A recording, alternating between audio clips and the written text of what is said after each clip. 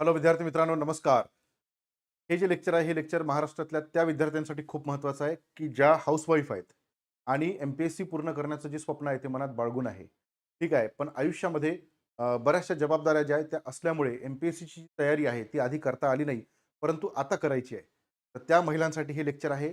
या लेक्चरमध्ये मी तुम्हाला काही महत्त्वाच्या ट्रिक सांगणार आहे. तसेच पूर्ण एम-पी-एस-सीची जी तयारी आहे, ती कशी करायची, वेळेचा सदुपयोग कसा करायचा, कारण सगळ्यात मोठं चॅलेंज या विद्यार्थ्यांकडे किंवा या गटातल्या विद्यार्थ्यांकडे हे आहे, की त्यांच्याकडे वेळ जो आहे तो कमी असतो.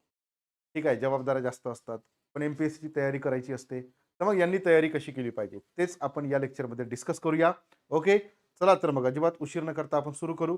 तसेच मी तुम्हाला जे काही सांगणार आहे, ते सगळं तुमच्याकडे तुम्ही नोट करून घ्या. कारण हे खूप महत्त्वाचं असणार आहे. ओके. चला. तर गृहिणी ते अधिकारी एम-पी-एस-सीच्या यशाचा मार्ग जो आहे, तो आपण इथे बघणार आहे. घरातील जबाबदाऱ्या सांभाळत ध्येय गाठण्याची जी व्यावहारिक रणनीती आहे, ती आपण या ठिकाणी पाहणार आहे. अशी कितीतरी उदाहरणं आहेत, की ज्यांनी आपलं घर सांभाळून गृहिणी असताना एम-पी-एस-सीतून अधिकाऱ्याची पोस्ट काढलेली आहे. ओके. चला सुरू करू. सगळ्यात पहिला महत्त्वाचा मुद्दा बघा, घरच्या जबाबदाऱ्या सांभाळत एम-पी-एस-सीतून पोस्ट काढणं हे अशक्य आहे का? अशक्य नाहीये. तर चॅलेंजिंग आहे, आव्हानात्मक आहे. ठीक आहे. पण आव्हानं जी आहे ती पेलता येत नाही का? पेलता येते. जर तुम्ही योग्य नियोजन तयार केलं, चांगला प्लॅन तयार केला, त्याला चांगलं एक्झिक्यूट केलं, तुम्हाला चांगलं मार्गदर्शन मिळालं, गाईडन्स चांगलं मिळालं, तर तुम्ही हे जे शिवधनुष्य आहे ते सहज पेलू शकता. कारण याच्या आधी सुद्धा बऱ्याचशा महिलांनी ते पेललेलं आहे. पुढचा नंबर तुमचा आहे. ठीक आहे. गृहिणींसाठी एम-पी-एस-सीची तयारी नक्कीच आव्हानात्मक आहे, पण योग्य नियोजन आणि शिस्तीच्या जोरावर तुम्हाला या आव्हानावर मात करता येतं. सर्वात मोठं आव्हान काय आहे? समतोल राखणं. सासूची मर्जी राखणं, सासऱ्याची मर्जी राखणं, माहेरच्यांनाही सांभाळणं, घरच्या लहान मुलांना सांभाळणं, नवऱ्याची मर्जी सांभाळणं, सगळ्यांच्या जे जिभेची चोचले आहे ते पुरवणं, हे सगळे कामं करावी लागतात. बरोबर आहे की नाही?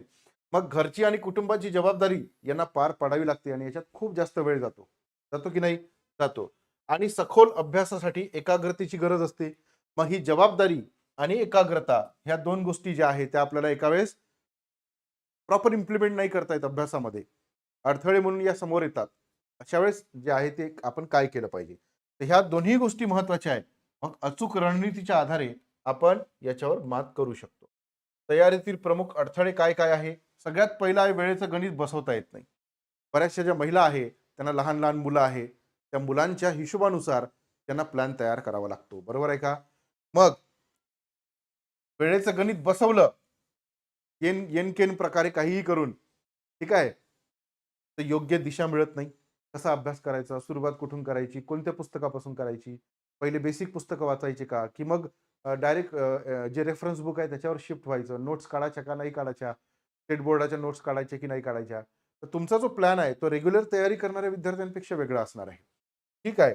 योग्य मार्गदर्शनाचा अभाव असते. तर मग प्रॉब्लेम येतो आणि एवढं सगळं झालं तर ऊर्जेचा अभाव राहतो. थकून जाते दिवसभर काम करून, सगळ्यांची गोष्टी पूर्ण करून. तर मग अभ्यासाला बसतो तेव्हा मानसिक आणि शारीरिक थकवा जाणवतो. त्यामुळे अभ्यासावर लक्ष केंद्रित करणं कठीण जातं. तर मग अशा परिस्थितीमध्ये आपण काय केलं पाहिजे? तर बघा, सगळ्यात पहिल्यांदा तुम्हाला स्मार्ट स्टडी करणं गरजेचं आहे. आपल्याला अंग मेहनत नाही करायची आहे. अंग मेहनतीनं फक्त अंतर कापलं जातं, यश नाही मिळत. तुम्हाला अभ्यासाचे काही टेक्निक आहेत, तर ते चांगले टेक्निक तुम्हाला इम्प्लिमेंट करावे लागतील. म्हणजे तुमचा अभ्यास कमी वेळेमध्ये जास्त अभ्यास होईल. ते मी तुम्हाला सांगणार आहे, काही लोड घेऊ नका. म्हणजे कमी वेळामध्ये चांगला अभ्यास करण्यासाठी आपल्याला स्मार्ट स्टडी करणं गरजेचं आहे. वेळेचं चांगलं नियोजन जे आहे, ते आपल्याला प्रॉपर तुमच्या नवऱ्यासोबत बोला, तुमच्या सासू-सासऱ्यांसोबत बोलून घ्या एक वेळा. ठीक आहे. आणि तुमच्या अभ्यासाचं जे वेळेचं नियोजन आहे, ते एकदम चांगल्या पद्धतीने तयार करा.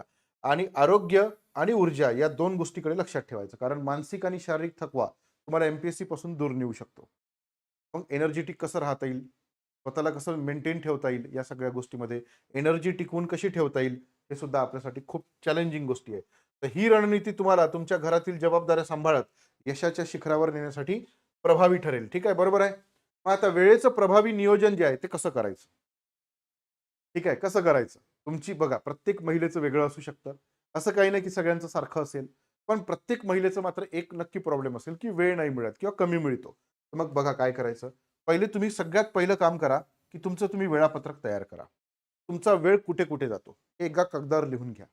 ठीक आहे? त्याचं वेळापत्रक तयार करा. दैनंदिन दिनचर्येचं विश्लेषण करा. अभ्यासासाठी दररोज एक ठराविक वेळ निश्चित करा. हे पहिलं तुमचं काम आहे. आणि एकदा का तो वेळ तुम्ही निश्चित केला, तर तो तुम्ही फॉलो करा. ठीक आहे. शनिवार आणि रविवारचा वापर नक्की करून घ्या. तुमचे नवरोबा तुमच्या घरी असतात. त्यांनाही कामाला लावा ना. उद्या जर तुम्ही अधिकारी झाला, एक तुमच्या एकटीला फायदा होणार आहे का? त्यांनाही फायदा होणारच आहे. सगळ्याच गोष्टीचा फायदा होणार आहे. मग त्यांनाही तुम्ही कामाला लावलं पाहिजे. कारण तयारी तुमची एकटीची नसते, पूर्ण कुटुंबाची ती तयारी असते. आणि यश मात्र एकटीचं असणार का? तेव्हा तर सगळे कुटुंब म्हणतात, की आमची सून झाली, ठीक आहे, आमची पोरगी झाली, माझी बायको अधिकारी झाली. तर मग आतापासून काम केलं पाहिजे नवरोबांनी. ठीक आहे. तर शनिवार आणि रविवारचा दिवस जो आहे, तो तुमचा फुल फोर्सचा दिवस असणार आहे. यावेळेस बिलकुल दयामाया दाखवायची नाही कोणत्या गोष्टीवर. अभ्यासच करायचा. ठीक आहे. आठवडाभर राहिलेला अभ्यास कव्हर करण्यासाठी तुम्हाला वीकेंड खूप महत्त्वाचा असतो. कारण तुमची कॉम्पिटिशन कोणासोबत आहे? रेग्युलर तयारी करणाऱ्या विद्यार्थ्यांसोबत. मग त्यांच्या एवढे जर तुम्हाला तास भरून काढायचे असेल, तर वीकेंड आपल्यासाठी खूप महत्त्वाचा आहे. तो तुमचे तास भरून काढेल. आणि प्राधान्यक्रम ठरवा. ठीक आहे. तुम्हाला प्रायोरिटी ठरवता आल्या पाहिजे, की सर्वात महत्त्वाच्या विषयावर आणि मुद्द्यांवर आधी लक्ष केंद्रित केलं पाहिजे. मग सर्वात महत्त्वाचे विषय कोणते ते हे कसं कळणार आपल्याला? तर बघा, सगळ्यात पहिलाचा मुद्दा, की तुम्ही पहिल्यांदा एम-पी-एस-सीचा सिलेबस डाउनलोड करून घ्या. ठीक आहे. काय-काय आहे? ज्या परीक्षेची तयारी करता त्याचा सिलेबस डाउनलोड करून घ्या. जर तुमच्याकडे तो सिलेबस नसेल, तर माझा हा मोबाईल नंबर आहे 9307814586. ठीक आहे. तर या मोबाईल नंबरवर तुम्ही मला नक्की मेसेज करा. मी तुम्हाला सिलेबस पाठवून देतो. जर तुमच्याकडे एन-सी-ई-आर-टी किंवा स्टेट बोर्ड जे आहे त्याची पुस्तकं नसेल, तर हे ऑनलाईन वाचता येतात. याची लिंक मी तुम्हाला पाठवून देतो. मेसेज कुठे करायचा? WhatsAppला मेसेज करा. टेक्स्ट मेसेज केला तरी चालते. ठीक आहे. त्यानंतर पी-वाय-क्यू. पी-वाय-क्यू आपल्याला काय सांगतात, की मी ज्या परीक्षेची तयारी करताय त्याच्यावर आयोगाने कसे प्रश्न विचारले. बरोबर आहे की नाही? आता उदाहरण घ्या, की तुमच्या घरी किती पाहुणे येणार आहे हे जर तुम्हाला आधीच माहीत झालं, तर तुम्ही बरोबर तसा स्वयंपाक करता. पाहुणे 10 आले आणि स्वयंपाक 5च माणसाचा केला, तर प्रॉब्लेम नाही येणार का? प्रॉब्लेम येणार. मग लक्षात ठेवा, पी-वाय-क्यू जे आहे ते तुम्हाला सांगतात, की तुम्ही ज्या परीक्षेची तयारी करताय, त्या परीक्षेची लेव्हल काय आहे? त्या परीक्षेमध्ये कोणत्या विषयावर कसे प्रश्न आले, किती कठीण प्रश्न आले, प्रश्नाचं स्वरूप काय होतं, हे सगळं आपल्याला कळतं. हे सगळं समजल्यावर मग आपण तयारी करू शकतो. उदाहरण, कार्यक्रम कोणता आहे? आता लग्नाचा कार्यक्रम असेल तर तुम्ही तशी साडी घेता. बर्थडेचा असेल तर तशी घेता. पार्टी असेल तर पार्टी वेअरसाठी तुम्ही त्या पद्धतीची साडी घेता. आहे की नाही? म्हणजे कार्यक्रमानुसार आपण आपले कपडे चेंज करतो. त्यानुसार परीक्षेनुसार तुमचे अभ्यासाची जी रणनीती आहे ती बदलेल. हे आपल्याला पी-वाय-क्यू सांगते. तो दिशादर्शक आहे आपल्यासाठी. ठीक आहे. इथपर्यंत गोष्टी क्लिअर झाल्या. पुढे जाऊ. पार्ट स्टडी कसा करायचा? कमी वेळामध्ये जास्त अभ्यास आपल्यासाठी खूप महत्त्वाचा आहे. ठीक आहे. कारण आपल्यासाठी हे चॅलेंज आहे. मग बघा, काय केलं पाहिजे? सगळ्यात जास्त जर तुमची बचत कुठे होईल? ऑनलाईन संसाधनं वापरा. आता मला सांगा, की तुम्ही फिजिकल क्लास लावला, तर तुम्हाला फिजिकल क्लासला जावं लागेल, यावं लागेल, जाण्यासाठी वेळ जाईल, येण्यासाठी तुमचा वेळ जाणार आहे. बरोबर? एखादा क्लास तुम्ही नाही करू शकला काही कारणामुळे, तर तो तुम्हाला पुन्हा करता येणार नाहीये. पण तुम्ही ऑनलाईन क्लास लावला, तर तुम्ही घर बसल्या चपात्या करता-करता तुम्ही अभ्यास करू शकता. तुमच्या मुलाला जेवू घालता-घालता तुम्ही अभ्यास करू शकता. तुम्ही जिथे राहाल तिथे तुम्ही आपलं लेक्चर तुम्ही सुरू करून दिलं, तुम्ही ऐकू शकता. तुमच्या वेळेवर तुम्ही करू शकता. ठीक आहे? एखाद्या वेळेस तुम्हाला असं वाटलं, की नाही, नाही आता माझ्याकडे वेळ आहे, मला लाईव्ह क्लास करायचा आहे, तर तुम्ही लाईव्ह क्लास करू शकता. तर यामध्ये तुमची वेळेची खूप बचत होते. तुम्ही विचार करा बरं, की दिवसभरात तुम्ही 10 गोष्टींमध्ये 10-10 मिनिटं वाचवले, तर 1 ते दीड तासाचा वेळ तुम्हाला मिळतो. हा दीड तास आपल्यासाठी खूप कामाचा आहे. तर वेळेची बचत करण्यासाठी तुम्ही ऑनलाईन अभ्यास करणं गरजेचं आहे. ठीक आहे? आणि तुमच्या वेळेनुसार याचा अभ्यास करा. हे सगळ्यात बेस्ट आपला टाईम कन्झ्युमिंग मेथड जी आहे ती नाही आहे. तर टाईम वाचणारी मेथड आहे. ठीक आहे? त्यानंतर कधी लक्षात ठेवा, दुसरं, तुमची जी तयारी आहे ती व्यवस्थित दिशेने होत आहे की नाही होत आहे, यासाठी तुम्ही नियमितपणे सराव परीक्षा म्हणजे टेस्ट देणं गरजेचं आहे. की मी अभ्यास केला, तर तो मला समजला का? नाही समजला. हे आपल्याला पहिलं लवकर लक्षात आलं पाहिजे. लवकर लक्षात नाही आलं तर जास्त वेळ लागेल अभ्यासाला. म्हणून नियमित टेस्ट आपण देत राहिलो पाहिजे. आपल्या या टेक्स्टबुक सुपर कोचिंगवर 50,000 प्रश्न आहेत.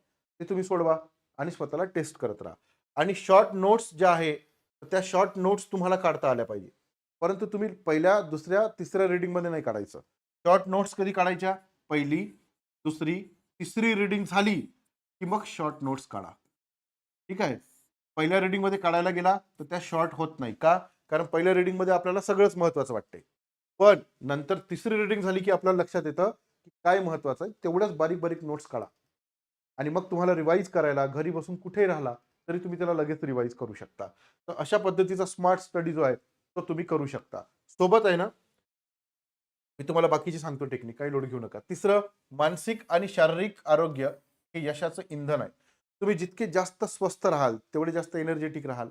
जेवढे एनर्जेटिक राहाल तेवढा लवकर अभ्यास होईल तुमचा. म्हणून तुम्ही काय केलं पाहिजे, रोज सकाळी तुमचं बाळ बाळ असेल समजा तुम्हाला, तर ते उठायच्या आधी तुम्ही उठायचं. ध्यान आणि योगा हे कमीत कमी अर्धा तास तरी करा. यामुळे तुमची एनर्जी दिवसभर टिकून राहील. दररोजच्या ध्यानामुळे घरकामाचा मानसिक थकवा आणि ताण कमी होतो. मी यासोबत पुन्हा एक गोष्ट जोडतो. जर तुमची आर्थिक परिस्थिती चांगली असेल, तर जवळपास शक्य असेल तर कामासाठी मेड म्हणजे बाई नक्की लावा. तुमचा वेळ याच्यामध्ये वाचतो. तुमच्या हातचं जेवण सगळ्यांना आवडत असेल, बरोबर? आणि ते आग्रह करत असेल, की नाही स्वयंपाक तूच केला पाहिजे. तर त्यांना सुद्धा तुम्ही अतिशय प्रामाणिकपणे सांगा, की पुढचे 6 महिने माझ्या हातून स्वयंपाक होणार नाही. ठीक आहे, स्वयंपाकासाठी बाई लावू. त्याच्या हातचं खा. नाहीतर तुम्ही कॉलेजला असताना मेसचं खाल्लेलं आहे. प्रत्येकाने आयुष्यात मेसचं खाल्लेलंच आहे. बरोबर? त्याच्यापेक्षा चांगलंच जेवण बनेल. तर ॲडजस्टमेंट करायला सांगा. पॉसिबल होत असेल तर. ओके. म्हणजे याच्यामध्ये तुम्हाला जास्त वेळ मिळेल मग. बरोबर आहे का? मग जास्त वेळ मिळाला, की आपली तयारी लवकर होईल. बरोबर? आहार आणि झोप. बघा, अभ्यास करण्यासाठी झोप खूप आवश्यक आहे. तुम्ही कमीत कमी 7 तास झोप घेतलीच पाहिजे. जर तुम्ही 7 तास झोप नाही घेतली, कारण तुम्हाला घरची कामही करायची आहे, अभ्यासही करायचा आहे, तर तुमचा जो थकवा आहे, तो थकवा लवकर येईल तुम्हाला जर तुम्ही झोप नाही घेतली. आणि फ्रेश नाही राहणार. फ्रेश नाही राहिला तर अभ्यास नाही होत. अभ्यासाची ऊर्जा टिकवून ठेवण्यासाठी तुम्हाला चांगला आहार आणि पुरेशी झोप घेणं गरजेचं आहे. आणि छोटे-छोटे ब्रेक घ्या. सलग अभ्यास करण्यापेक्षा मध्ये-मध्ये छोटे-छोटे ब्रेक घ्या. त्यामुळे मेंदूची कार्यक्षमता टिकून राहते. तर यावर मी तुम्हाला थोडंसं सांगतो. ठीक आहे? पहा, लक्ष द्या.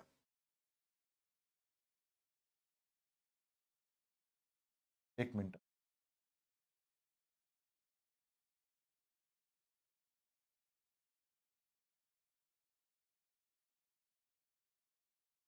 पहा, आपण काय करतो, जर आपल्याला 5 तास अभ्यास करायचा असेल, तर कंटिन्यू 5 तास अभ्यास करतो. पण याने काही फायदा होत नाही. पहिले 2 तास चांगला अभ्यास होतो, नंतरच्या 2 तासामध्ये तो कमी-कमी होत जातो, शेवटच्या तासामध्ये तो पूर्णपणे कमी होतो. मेंदूची रचना समजून घ्या. याला हानेमन टेक्निक असं म्हणतात. मी याच्यावर स्पेशल व्हिडिओ बनवला आहे. जर तो तुम्हाला पाहायचा असेल, की अभ्यास कसा करायचा? ठीक आहे. कमी वेळेत चांगला अभ्यास कसा करायचा? एकदा केलेला अभ्यास कायमस्वरूपी लक्षात ठेवण्यासाठी काय केलं पाहिजे? तर YouTubeवर माझं म्हणजे मी स्वतः एक लेक्चर घेतलेलं आहे. हानेमन टेक्निक मी लिहून देतो तुम्हाला. हानेमन टेक्निक बाय वैभव सर. हे लेक्चर तुम्ही नक्की बघा. YouTubeवर आहे. ठीक आहे. जवळपास 24 मिनिटाचं लेक्चर आहे. एकदम डिटेलमध्ये सांगितलेलं आहे. तर त्याचा तुम्हाला नक्की फायदा होईल. इथे सांगतो म्हटलं तर पुन्हा 24 मिनिटं लागेल. त्याच्यापेक्षा मी तुम्हाला सजेस्ट करतो. तुम्हाला पाहायचं आहे का ते? थांबा तुम्हाला दाखवतो. हे बघा. असं Google Chromeवर जायचं. ठीक आहे. इथे YouTubeवर जायचं. YouTubeवर गेला, हे बघा. वैभव सर असं टाका.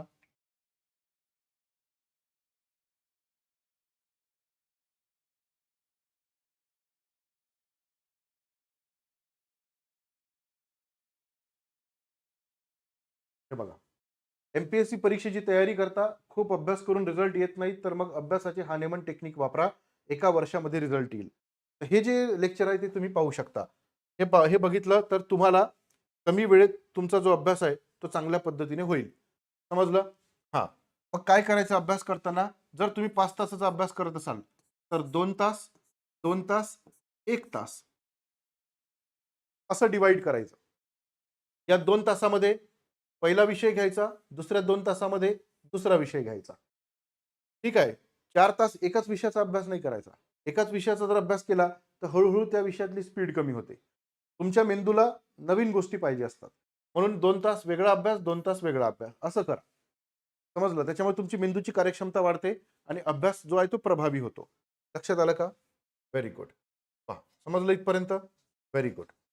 म्हणून आणि हे जे 2 तास आहे आणि पुन्हा 2 तास आणि 1 तास, तर मध्ये 5 मिनिटाचा गॅप घ्यायचा. हा 5 मिनिटाचा तुम्ही ब्रेक घेतला, की तुमचा मेंदू जो आहे तो रिचार्ज होतो आणि मग तुमची चांगली तयारी होते. ओके. पुढे जाऊ. एम-पी-एस-सीच्या यशाचे अंतिम सूत्र काय आहे? यश कसं मिळतं? पहिल्यांदा चांगला प्लॅन तयार करावा लागतो आपल्याला. प्रत्येकाचा प्लॅन वेगळा असू शकतो. पण प्लॅन तयार करताना एक गोष्ट नक्की लक्षात ठेवा. कसा प्लॅन करायचा? सगळ्यात पहिल्यांदा एम-पी-एस-सीचा सिलेबस डाउनलोड करून घ्यायचा. सिलेबसमध्ये एम-पी-एस-सीचा पॅटर्न कसा आहे, पूर्व परीक्षेचा पॅटर्न कसा आहे, मुख्य परीक्षेचा पॅटर्न कसा आहे, ते एकदा पाहून घ्यायचं. पूर्व परीक्षा किती मार्कांसाठी आहे, मुख्य परीक्षा किती मार्कांसाठी आहे, ठीक आहे. मुख्य परीक्षेमध्ये मला कोणते कोणते विषय आहे, ठीक आहे. यामध्ये कोणते विषय हे अनिवार्य आहे, बरोबर. कोणते विषय जे आहे ते ऑप्शनल आहे, हे मला पाहणं गरजेचं आहे. हे मी तुम्हाला का सांगत आहे? पण हे सगळे विषय मी का सांगत नाहीये, तर हे तुमचं काम आहे. मी तुम्हाला इथे सांगू शकतो, पण आपला व्हिडिओ खूप मोठा होईल. तर जर तुम्हाला एम-पी-एस-सीचा सिलेबस पाहायचा असेल, तर त्याच्यावरही आपण लेक्चर घेतलेलं आहे, ते तुम्ही पाहू शकता. ओके. सिलेबस पाहिला. सिलेबस पाहिल्यानंतर यानुसार तुम्हाला तुमचा प्लॅन तयार करता येतो. नंतर पाहायची यावरची पी-वाय-क्यू. मी जो सिलेबस पाहिला त्याच्यावर आयोगाने आतापर्यंत प्रश्न कसे विचारले. त्यानंतर हे केलं की याचा चांगला प्लॅन तयार करायचा. प्लॅन कसा बनवायचा? प्लॅन मी तुम्हाला सांगतो कसा बनवायचा पहा. बरेचसे विद्यार्थी प्लॅन तयार करताना चुका करतात. काय करतात? वर्षभराचा प्लॅन बनवतात. आपल्याला माहिती आहे का आपण वर्षभरात कुठं असणार आहे? नाही. म्हणून बघा, 1 वर्षाचा जर प्लॅन तुम्ही बनवला किंवा 2 वर्ष तुमच्याकडे असेल तर त्यानुसार प्लॅन बनवा. पण प्लॅन बनवताना कसा बनवायचा? एका वर्षाच्या टार्गेटला महिन्यामध्ये डिव्हाईड करायचं, मंथ. बरोबर? मंथ किती होतील? 12. त्यापैकी आपण एका मंथचं उदाहरण घेऊ.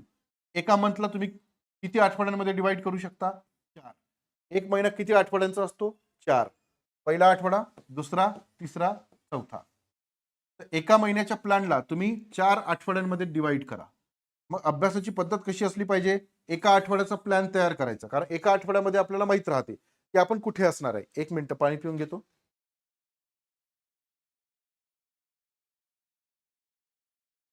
आपल्याला माहित असते की एका आठवड्यामध्ये आपण काय काय करणार आहे, आपल्याकडे कोणते कोणते पाहुणे येणार आहे, बरोबर. त्यानुसार मग आपण अभ्यासाचं नियोजन करू शकतो. आणि एका आठवड्याचा प्लॅन तयार केला तर तो तुटणार पण नाही. टार्गेट सेट करायचे. टार्गेट सेट नाही केले तर तुमचा अभ्यास वेळेवर होणार का? नाही होणार. 6 दिवस अभ्यास, 1 दिवस रिव्हिजन.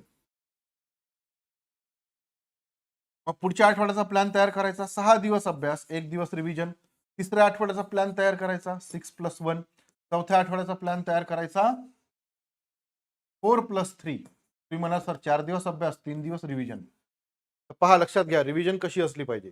एका आठवड्याची पहिली रिव्हिजन आठवड्यातच झाली पाहिजे आणि दुसरी रिव्हिजन जी आहे ती महिन्याच्या शेवटी झाली पाहिजे. म्हणून 3 दिवस दिलेले आहे. या आठवड्याची रिव्हिजन इथे झाली, या आठवड्याची रिव्हिजन इथे झाली. तीनही आठवड्यांची रिव्हिजन शेवटच्या आठवड्याच्या शेवटच्या 3-4 दिवसामध्ये करून टाकायची. एका महिन्यामध्ये कोणत्याही परिस्थितीमध्ये 2 रिव्हिजन झाल्याच पाहिजे. नंतर रिव्हिजनला आपल्याकडे काही वेळ राहत नाही. आपण नंतर रिव्हिजन करत पण नाही आणि त्यामुळे आपल्याला यश मिळत नाही. हा एम-पी-एस-सीची तयारी करणाऱ्या जे गृहिणी आहे त्यांचा सगळ्यात मोठा प्रॉब्लेम असतो. समजलं? आणि तिसरी रिव्हिजन जी आहे ती 3 महिन्याच्या आत झाली पाहिजे. कळलं? तर असं केलं तर 3 महिन्यात तुमच्या रिव्हिजन जे आहे त्या 3 होईल आणि त्यानंतर मग तुम्ही शॉर्ट नोट्स काढायला सुरुवात करा. समजलं? रिव्हिजन कशी करू शकता? जे तुम्ही वाचलाय तेच पुन्हा तुम्ही वाचा किंवा जे तुम्ही वाचन केलेलं आहे त्याच्यावरचे प्रश्न सोडवा, एमसीक्यू. तुम्ही असं करू शकता. ठीक आहे? Very good. पुढं. आता यशाचा आराखडा कसा तयार करायचा? ओके, पहा. पहिला, कठोर परिश्रम करूनही अपयश का येते? तुमचा प्लॅन तुम्हाला बनवायचा आहे अभ्यासाचा. ठीक आहे, कसा बनवायचा मी सांगितलं. सिलेबस तुम्हाला पाहायचा आहे. ठीक आहे, तुम्हाला पाहायचा नसेल तर आपण लेक्चर घेतलाय तो नक्की बघा. कठोर परिश्रम करून अपयश का येते? बघा, दिशाहीन मेहनत. दिशा का चुकते? कारण योग्य मार्गदर्शन मिळत नाही. योग्य मार्गदर्शन नाही मिळालं की दिशा चुकते. मग मला सांगा की हा चौक आहे. चौकातून 4 दिशेला रस्ते चालले. आपलं यश इथे आहे. पण आपण अभ्यास या दिशेनं करत आहे. मग तुम्ही रोज 8 तास केला का? 9 तास केला का? 10 तास केला का? तुम्ही दिशा चुकीची पकडली आहे. तुम्ही पोहोचणार का? नाही. पण जर तुम्हाला योग्य दिशा मिळाली आणि तुम्ही 5च तास अभ्यास करताय, या वर्षी नाही तर पुढच्या वर्षी मी इथे पोहोचणारच आहे. म्हणून दिशा मिळणं खूप गरजेचं आहे बरं का. त्याच्यासाठी क्लासची गरज असते. त्याच्यासाठी कोणत्यातरी योग्य मार्गदर्शनाची गरज असते. आपण जेव्हा स्वतः करायला जातो तेव्हा चुका करतो. अनेक चुका केला की मग जास्त वेळ लागतो. किती वेळ लागतो? तर जेवढ्या चुका कराल तेवढा वेळ लागेल. 4 वर्ष, 5 वर्ष, 6 वर्ष. मग फ्रस्ट्रेशन येईल आणि फ्रस्ट्रेशनमुळे मग आपण एम-पी-एस-सी सोडून देतो. असं नाही करायचं आहे. समजलं का? योग्य दिशेनं जर तुम्हाला बासुंदी करायची आहे, पाहुणे घरी आले, तुम्ही दिशा योग्य वापरली नाही, साखरच दिली जास्त टाकून, तर ती खूप गोड होईल. साखरच नाही टाकली तर फिकी होईल. बरोबर? पण तुम्हाला ते शिकणं गरजेचं आहे, की कशी चांगली बासुंदी तयार करायची. मग ते शिकवणं मग तुम्ही YouTubeवर पाहता, तुमची आई सांगते, तुमची बहीण सांगते. बरोबर? कधी-कधी नवरा हुशार राहिला तर तोही सांगून देते एखाद्या वेळेस. बरोबर? तर इथे आम्ही तुमच्यासाठी आहे. तुम्ही जिथे आहात, तिथे राहून तुम्ही याचं प्रॉपर गाईडन्स जे आहे ते घेऊ शकता. मला आम्ही चुका करण्यापासून वाचवतो. त्यामुळे तुमचा जो वेळ आहे, तो वेळ वाचू शकतो. ठीक आहे? म्हणून बघा, हजारो पानांचे वाचन, पण परीक्षेच्या मागणीकडे दुर्लक्ष केलं, तर तुमची एनर्जी वेस्ट होईल, वेळ चालला जाईल. म्हणून धोरणात्मक अभ्यास करणं गरजेचं आहे. योग्य दिशा मिळणं गरजेचं आहे. मर्यादित साधने, योग्य दिशा मिळाली ना, तर कमी पुस्तकांमध्ये तुम्ही तुमचा अभ्यास जो आहे, तो करू शकता. ठीक आहे? Very good. पुढं. आता यशाच्या इमारतीचे 4 मुख्य स्तंभ आहे, म्हणजे पिलर आहे. हे 4 पिलर जे आहेत, ते तुम्ही लक्षात ठेवणं गरजेचं आहे. कोणते-कोणते? पहिलं, मागील वर्षाच्या प्रश्नपत्रिका डोळ्यासमोर ठेवल्याच पाहिजे. जर याच्यामध्ये काही डाऊट येत असेल, तुम्हाला हा मिळत नसेल, तर आपला हा मोबाईल नंबर आहे. या मोबाईल नंबरवर तुम्ही मला मेसेज करा, WhatsApp मेसेज करा, साधा मेसेज करा, काही चालते. मी तुम्हाला PYQ पाठवून देतो किंवा कोणते PYQ घ्यायचे हे नक्की सांगतो. त्यानंतर सिलॅबस हा तुमच्याकडे असलाच पाहिजे. सिलॅबसच्या बाहेरचं काहीही येत नाही. जे काही येते ते सगळं सिलॅबसमधलं येतं. समजलं? तर हा तुम्ही डाउनलोड करा. तुमच्याकडे नसेल, या मोबाईल नंबरवर मेसेज करा. मी तुम्हाला पाठवून देतो. त्यानंतर सगळ्यात महत्त्वाचा मुद्दा आहे संदर्भ ग्रंथ, रेफरन्स बुक. हे जर घ्यायला तुम्ही चुकीचे पुस्तक घेतला, चुकीच्या दिशेने अभ्यास होईल. आपल्याला कमी पुस्तकं घ्यायची आहे, जास्त अभ्यास करायचा आहे. जास्त पुस्तकं घ्यायचीच नाहीये आपल्याला. मी तुम्हाला सांगतो, की एका विषयाला कमीत कमी 1 आणि जास्तीत जास्त 2च पुस्तकं वापरायची. असं केलं तर 20 पेक्षा जास्त पुस्तकं जे आहे ते आपल्याला घ्यायची गरज आहे का? नाही. एवढेच पुस्तकं ठेवायची. एका छोट्याशा कोपऱ्यात ते राहू शकतात. त्याच्यापेक्षा जास्त घ्यायची नाही. जेवढे जास्त पुस्तकं, तेवढं जास्त कन्फ्युजन. जास्त पुस्तकं कमी वेळा वाचण्यापेक्षा कमी पुस्तकं जास्त वेळा वाचा, अशी म्हण आहे की नाही आपल्याकडे? असा अभ्यास करायचा. यासाठी सुद्धा तुम्ही मला मेसेज करू शकता आणि हे सगळं केल्यावर रिव्हिजन मोस्ट इम्पॉर्टंट आहे तुमच्यासाठी. कारण लक्षात ठेवा तुमचा मेंदू कसं काम करतो. आज वाचलं, की 7 दिवसाच्या आत तो 55% डेटा विसरतो. एका महिन्यात तो 90% डेटा विसरतो, जर तुमची रिव्हिजन नाही बसली. म्हणून मी तुम्हाला मगाशी सांगितलं होतं ना, रिव्हिजन कशी करायची? एका महिन्यात 2 रिव्हिजन झाल्या, की तुम्ही जे वाचलं त्याच्या 90% गोष्टी लक्षात राहतात. ठीक आहे? त्यापैकी एक जरी तुमचा पिलर कमजोर झाला, तरी तुमच्या अभ्यासाची इमारत कोसळलीच म्हणून समजा. आपल्याला स्मार्ट वर्क करायचं आहे. हार्ड वर्क तर करायचंच आहे. पण स्मार्ट वर्क करायचं आहे. स्मार्ट वर्क नाही केलं, की स्पर्धेच्या बाहेर. कारण तुमचं कॉम्पिटिशन कोणासोबत आहे? जे पूर्ण वेळ अभ्यास करतायत त्यांच्यासोबत आहे. ठीक आहे? मग तुमचा रडार तुम्हाला व्यवस्थित दिशेने घेऊन जाणारा गोष्ट काय? तर तुमचा सिलॅबस. परीक्षेचा जे विस्तार आहे तो किती आहे? परीक्षेमध्ये किती विषय आहे? हे निश्चित करतो. ठीक आहे? मग जे परीक्षेमध्ये नाही आहे ते आपण कधी-कधी वाचतो, तर ते आता बाजूला ठेवायचं आहे. अभ्यासाला अचूक दिशा कोण देते? आपला सिलॅबस. म्हणून सिलॅबसमध्ये आपल्याला काय महत्त्वाचं आहे? काय वाचायचं आणि काय नाही वाचायचं हे महत्त्वाचं आहे. म्हणून सिलॅबस डाउनलोड केलाच पाहिजे. परीक्षेचा डिकोडर कोण आहे? PYQ. मी जो अभ्यास करत आहे त्याच्यावर आयोगाने कसे प्रश्न विचारले, मागच्या 5 वर्षात कसे विचारले, 10 वर्षात कसे विचारले आणि आता कसे विचारू शकते याचा अंदाज बांधता येतो. आणि त्या दिशेनं जर अभ्यास केला तर कमी वेळेत जास्त अभ्यास होतो. PYQ बघितलेच नाही, डायरेक्ट वाचायला सुरुवात केली, अत्यंत चुकीची पद्धत. करूच नका. ज्यांनी केलं ते नापास झाले. मला पास व्हायचं आहे ना, PYQचं अॅनालिसिस करा. रात्री 10 वाजता, रोज रात्री 10 वाजता आपलं YouTubeवर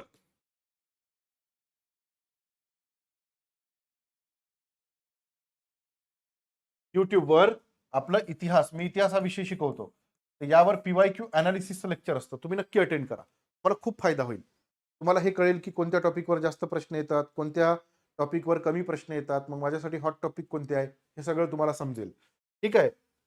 तर प्रश्नांची खोली आणि प्रश्नाचं स्वरूप समजते. महत्त्वाचे प्रश्न कोणते आहे, वारंवार विचारले जाणारे प्रश्न कोणते आहे, हे आपल्याला समजते. हॉट टॉपिक कोणते आहे, हे आपल्याला समजते. मग आपल्याला अभ्यासाची प्रायोरिटी ठरवता येते. जे जास्त महत्त्वाचे टॉपिक आहेत, ते पहिले आपण करून घेतो. म्हणजे तुम्हाला एक गोष्ट माहीत असेल, 50% टॉपिकवर 80% प्रश्न येतात आणि उरलेल्या 50% टॉपिकवर 20% प्रश्न येतात. मग हे 80% प्रश्न येणारे जे 50% टॉपिक आहेत, ते पहिले आपण कंप्लीट करायचे. मग हे कंप्लीट करायचं. हे कसं समजते? PYQ मधून समजते आपल्याला. हे तुमच्याकडे असले पाहिजे. ठीक आहे. त्यानंतर काय विरुद्ध कसं हे तुम्हाला समजलं पाहिजे. बघा, अभ्यासक्रम आणि प्रश्नपत्रिका. मग बघा, अभ्यासक्रम तुम्हाला काय सांगतो, की सिलेबस काय आहे, ठीक आहे. आणि पीवायक्यू काय सांगतात तुम्हाला, की त्या सिलेबसवर प्रश्न कसे विचारले, किती खोलात विचारले. अभ्यासक्रम तुम्हाला काय सांगतो, काय वाचायचं हे सांगतो. म्हणजे आता इतिहासाचा टॉपिक आहे, इतिहास विषय आहे, मग 1857 वाचा, राष्ट्रीय काँग्रेस वाचा, गांधीजी वाचा, नेहरू वाचा, सुभाषचंद्र बोस वाचा, हे सांगते. पण पीवायक्यू तुम्हाला काय सांगतो, कसं वाचायचं, गांधी कसे वाचायचे, गांधीवर कसे प्रश्न विचारले, किती खोलात विचारले, सुभाषचंद्र बोसवर किती खोलात विचारले, 1857 वर किती खोलात विचारले. मग त्या खोलापर्यंत आपल्याला अभ्यास करावा लागेल. नाहीतर एकच नाहीतर हे केलं नाही तर एवढ्या खोलात जाऊ, एवढ्या खोलात जाऊ, की पृथ्वीला छिद्र पाडून टाकू आपण. तेवढं नाही करायचं आहे आपल्याला. तर हे खोली समजते आपल्याला पीवायक्यू मधून. युद्धाचा नकाशा आहे हा तुमचं, हे युद्धच आहे ना एमपीएससीची तयारी करणे. पण युद्ध कसं करायचं, अचूक रणनीती कशी आखायची, हे तुम्हाला पीवायक्यू शिकवतात. व्हेरी इम्पॉर्टंट आहे. समजलं? हा, पुढं. संदर्भ ग्रंथ म्हणजे रेफरन्स बुक. नॉलेज आपल्याला मिळवायचं असेल, अभ्यास करायचा असेल, तर हे खूप महत्वाचे आहे. जास्त घ्यायचे का? नाही, कमी घ्यायचे. ठीक आहे. प्रत्येक विषयासाठी फक्त 1 किंवा 2च घ्यायचे. जास्त नाही घ्यायचे. जास्त लोभ नाही ठेवायचा. लोभ माणसाला फसवतो. अनेक पुस्तकं एकदा वाचण्यापेक्षा एकच दर्जेदार पुस्तक अनेक वेळा वाचायचं, हेच टार्गेट ठेवायचं. ठीक आहे. मग पहा, पाठांतर करण्यापेक्षा संकल्पना समजून घेण्यावर भर द्या. कन्सेप्ट पहिले चांगले बनवा. जसं हिस्ट्री, इंडियन पॉलिटी आहे, इकॉनॉमिक्स आहे, सायन्स आहे, जिओग्राफी, याच्यात कन्सेप्ट जास्त आहे. इतिहासामध्ये पाठांतर जास्त आहे, फॅक्ट्स जास्त आहे. तर जे विषय कन्सेप्च्युअल आहे त्याची कन्सेप्ट समजून घ्यायची. म्हणजे जीडीपी म्हणजे काय, जीएनपी म्हणजे काय, चलन म्हणजे काय, ओके, बँकिंग सिस्टम म्हणजे काय, भांडवल म्हणजे काय, घसारा म्हणजे काय, ठीक आहे. इंडियन पॉलिटीमध्ये मूलभूत हक्क म्हणजे काय, संसद म्हणजे काय, सार्वभौमत्व म्हणजे काय, बरोबर. हे कन्सेप्ट पहिले आपल्याला समजले पाहिजे. जेव्हा तुम्हाला कन्सेप्ट समजले की विषय संपला. म्हणून संकल्पना समजून घ्या, त्याचं चित्र डोळ्यासमोर तयार करा. ते मी मगाशी तुम्हाला टेक्निक सांगितलं हानेमन, त्याच्यात हेच सांगितलंय, तुम्ही जे वाचत आहे त्याचं चित्र तुमच्या डोळ्याच्या समोर आलं पाहिजे. जर ते चित्र तुमच्या डोळ्याच्या समोर तुम्ही तयार नाही करू शकले, ती गोष्ट तुम्ही 100% विसरणार, कितीही वेळा वाचा. हेच सांगते हानेमन टेक्निक. ठीक आहे. तर पाठांतरापेक्षा समजून घ्या आणि स्वतःच्या हस्ताक्षरामध्ये मायक्रो नोट्स काढा. पण किती रिडिंग नंतर? 3 रिडिंगच्या नंतर. हे तुम्ही केलं पाहिजे. समजलं? हे पुस्तक कसे वाचायचे, यातले प्रत्येक टॉपिक आम्ही तुम्हाला आमच्या क्लासमध्ये शिकवतो डिटेलमध्ये. म्हणजे तुमचा अभ्यास इथे कमी होतो, बरोबर, तुमचा वेळ वाचतो. क्लासचा फायदा काय आहे? आता आपले क्लास आहे म्हणून मी म्हणतोय असं नाहीये, पण वेळ कमी असेल तर मार्गदर्शन नक्की घेतलं पाहिजे. कारण वेळेची कमतरता आहे. आपल्याकडे खूप वेळ असता तर गेलो असतो स्वतः करत करत, बरोबर आहे. येस. पुढं, अभ्यासातील सर्वात मोठी चूक कोणती करतो आपण, हे माहित पाहिजे ना, आपण कोणत्या कोणत्या चुका करतो. पहा, 10 वेगवेगळी पुस्तकं वाचतो आणि फक्त एक वेळा उजळणी करतो, हे नाही करायचं. मग परीक्षेच्या वेळ गोंधळ होतो.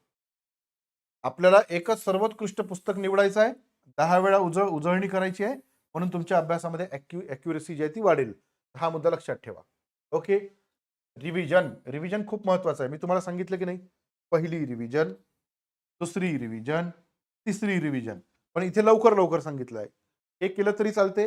नाही तर पहिली रिव्हिजन 7 दिवसाच्या आत, दुसरी रिव्हिजन ही महिनाभरात, आणि तिसरी रिव्हिजन जी आहे ही 3 महिन्याच्या आत तुम्ही करू शकता. ठीक आहे.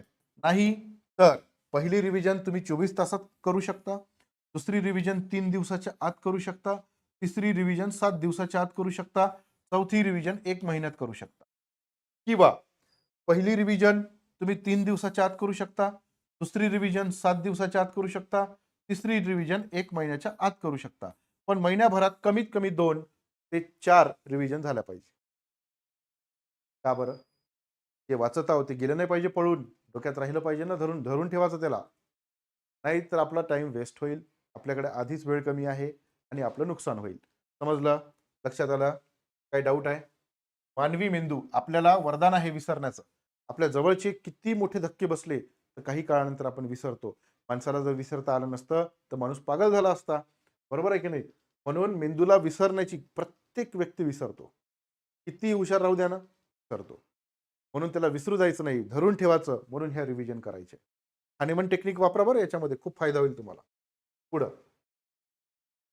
जर ह्या सगळ्यामध्ये एखादी गोष्ट जर तुम्ही वगळली तर काय होईल पहा. जर तुम्ही PYQ सोडले तर चुकीच्या दिशेनं जोरदार अभ्यास होईल. काही फायदा आहे?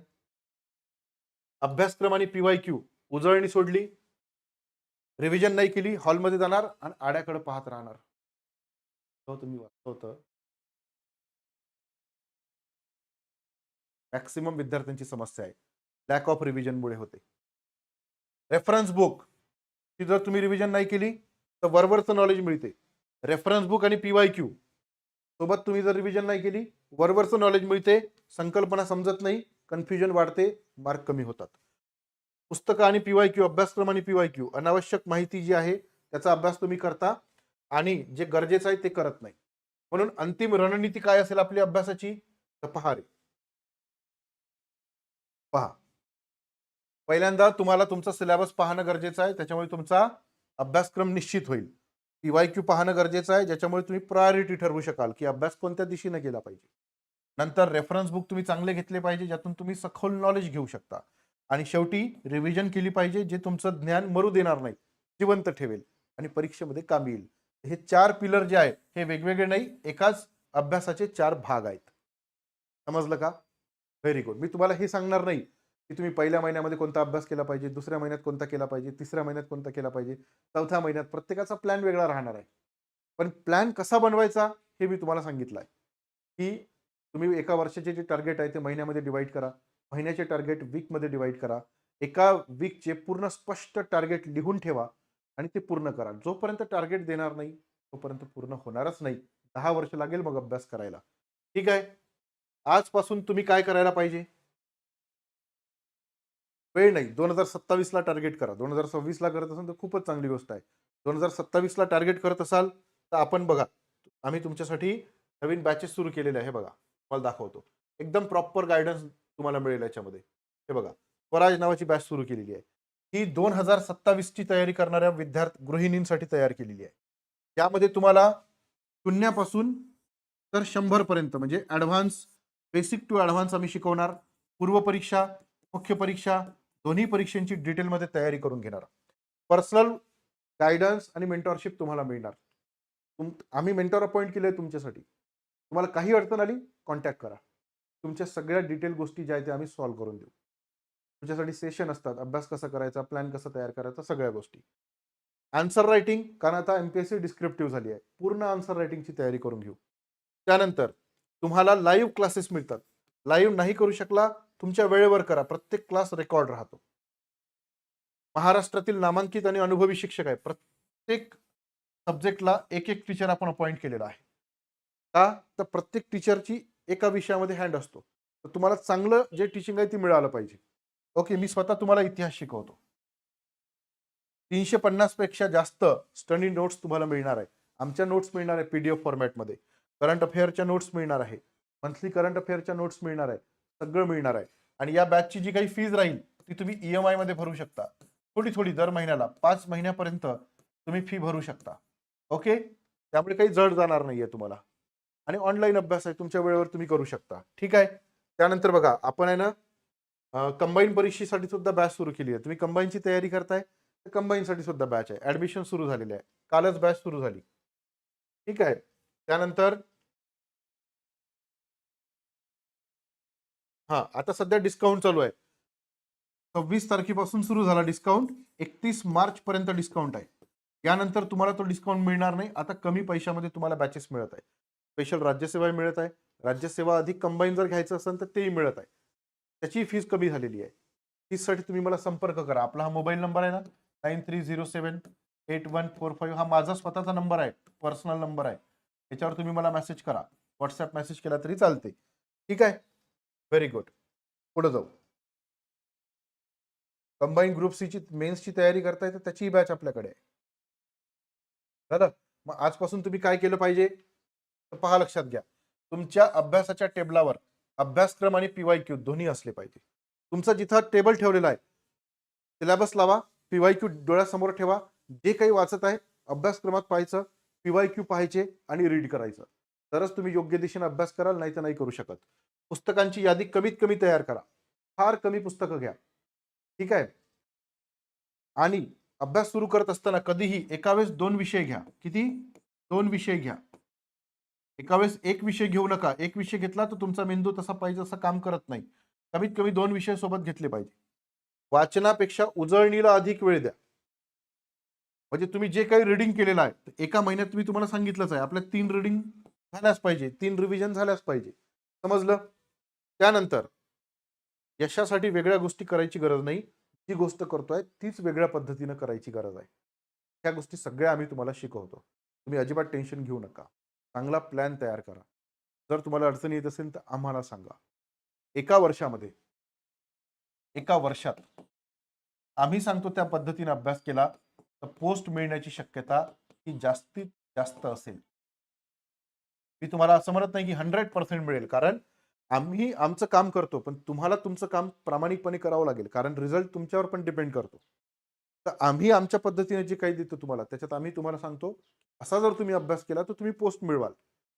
तुम्हाला सुद्धा तुमच्या बाजूने प्रयत्न करणं गरजेचं आहे. तसं केलं जास्तीत जास्त शक्यता राहील पोस्ट मिळण्याची एका वर्षामध्ये. आणि एमपीएससीचा अभ्यासक्रम एका वर्षात संपतो. संपतो. एक वर्ष जर तुम्ही 5 ते 6 तास जरी काढू शकला ना गृहिणी, तरी एमपीएससीचा अभ्यास संपू शकतो. ठीक आहे.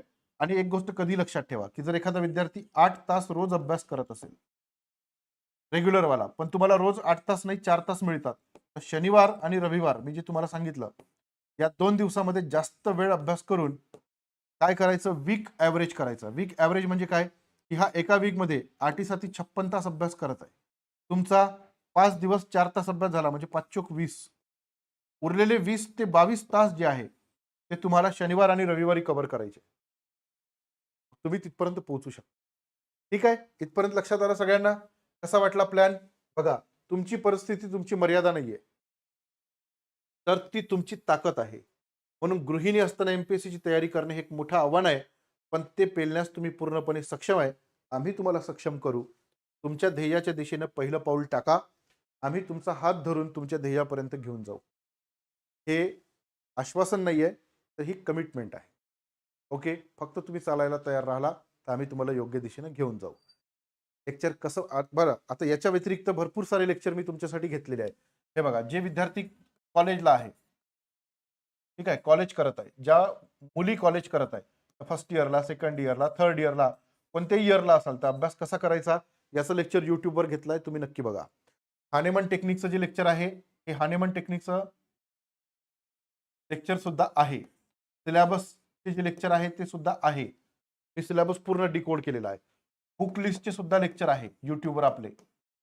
कमीत कमी बुक लिस्ट कशी वापरायची, पुन्हा एक लेक्चर घेऊन येणार आहे तुमच्यासाठी. बेसिक फाउंडेशन कसं तयार करायचं, कोणत्या एनसीईआरटी वाचायच्या त्याचेही लेक्चर आहे. ठीक आहे. स्टेट बोर्ड कोणते वाचायचे त्याचेही लेक्चर आहे. ठीक आहे. प्लॅन कसा तयार करायचा, रिव्हिजन कशी तयार करायची त्याचेही आहे. तुम्ही आपल्या ह्या चॅनलला सबस्क्राईब करा. सबस्क्राईब केलं की तुम्हाला हे सगळे लेक्चर दिसेल. खाली बटन दिलेलं आहे सबस्क्राईब करायची. आणि इथून पुढे जेवढे कोणतेही लेक्चर येणार ते सगळे तुम्हाला नोटिफिकेशन येणार की वैभव सरांचं हे लेक्चर आलं बघा. मी नेहमी असे लेक्चर बनवतो. लेक्चर कसं वाटलं कमेंट बॉक्समध्ये नक्की सांगा. आणि लाईक करायला विसरू नका. तुमच्या मित्रमैत्रिणींना नक्की पाठवा की जे तुमच्यासारखे आहे. ओके. आणि नक्की अभ्यास करा. होते. मी तुम्हाला पोकळ आश्वासन देत नाही. अनेक उदाहरणं आहेत की लग्न झाल्यानंतर त्यांनी पोस्ट काढलेले आहे. मी तुम्हाला ते दाखवू सुद्धा शकतो. तो त्यांनी केलं तर तुम्हाला का नाही जमणार? तुम्ही नक्की करा. ओके. उद्या जाऊन हे रिग्रेट नाही झालं पाहिजे की माझ्याकडे वेळ होता, माझी इच्छा होती पण मी करू नाही शकले. ओके. चला, तयारीसाठी all the best. Bye bye. Take care.